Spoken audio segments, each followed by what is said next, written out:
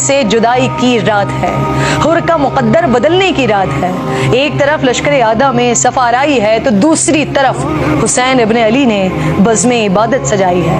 لالچ و بغض میں مبتلا فوج ستمگر تو آپ کے خون کی اس قدر پیاسی تھی کہ کربلا کی جنگ آج ہی رونما ہو جاتی اگر امام علی مقام عبادت، راز و نیاز اور تلاوت قرآن پاک کی خاطر مزید ایک رات کی مہلت نہ لیتے۔ در حقیقت آپ نے یہ مہلت لی نہیں تھی بلکہ دی تھی۔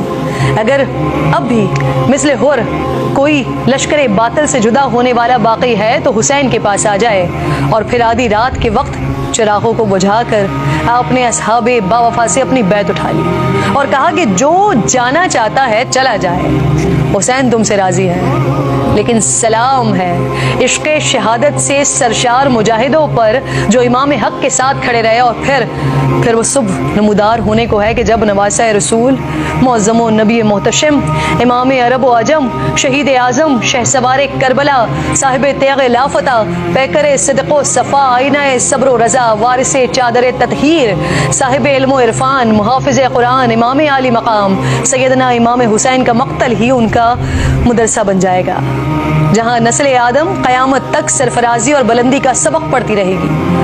میدان کربلا میں میرے امام اور ان کے گھرانے کو بھوکا پیاسا رکھا گیا، سروں کو کاٹ کر نیزوں پر چڑھایا گیا۔ کیا یہ ظلم و ستم رک نہیں سکتا تھا؟ کیا امام حسین کے پاس جھک جانے کا آپشن نہیں تھا؟ لیکن وہ جانتے تھے کہ یہاں جھک جانے سے حسین بچ جائے گا، لیکن اللہ کا قانون، نبی کی شریعت سب پامال ہو جائے گی۔ اسی لیے کہا جاتا ہے کہ اسلام زندہ ہوتا ہے ہر کربلا کے بعد۔ اپنی ذات پر ذات خدا کو ترجیح دینا کوئی حسین سے سیکھے، اپنی آل و اولاد سے بڑھ کر نبی پاک سے محبت کرنا کوئی حسین سے سیکھے، دین کی خاطر قربانی دینا کسے کہتے ہیں یہ کوئی حسین سے سیکھے۔ ہر سال کربلا کی یاد تازہ ہوتی ہے اور ہر سال ایک سوال میرے آگے کھڑا ہو جاتا ہے کہ دشمن حسین کے لشکر میں بھی تو کوئی عالم ہوگا نا دشمن حسین کے پاس؟ یزیدی لشکر میں کسی نے تو کوئی حدیث سنی ہوگی، حسین مجھ سے ہے اور میں حسین سے ہوں، لیکن وہ پھر بھی سمجھ نہیں سکے، وہ اندھے ہو گئے جیسے ان کے دلوں میں کبھی ایمان تھا ہی نہیں، وہ جہنمی ہو گئے۔ لیکن پھر سوال اٹھتا ہے کہ آسمان سے ابابیل کیوں نہیں اترے؟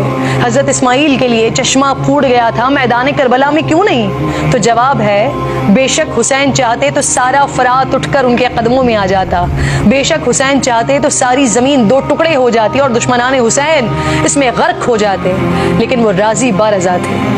کیا وہ نہیں جانتے تھے کہ کربلا میں کیا ہوگا؟ کیا حر نے یزید کے ارادے انہیں بتا نہیں دیے تھے؟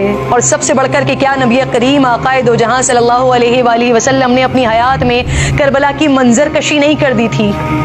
ہمیں امام علی مقام نے سکھایا کہ مقام انسان کیا ہے، اللہ کی رضا میں راضی رہنا کسے کہتے ہیں۔ اسی لیے بزرگ کہتے ہیں کہ امام علی مقام نے سر دے دیا لیکن راز آشکار نہ ہونے دیا۔ کربلا میں اللہ نے قیامت تک حق کے لیے اٹھنے کا سبق دے دیا ہے، ظالم کے آگے نہ جھکنے اور دین پر اپنی ذات اور آل کو سبقت دینے کا عمل دکھا بھی دیا اور سکھا بھی دیا ہے۔ ہم غم حسین تو منا لیتے ہیں، لیکن کیا ہم اپنی ذات پر دین کو ترجیح دیتے ہیں؟ کیا ہمیں مال و دولت سے زیادہ اللہ اور اس کا رسول پیارا ہے؟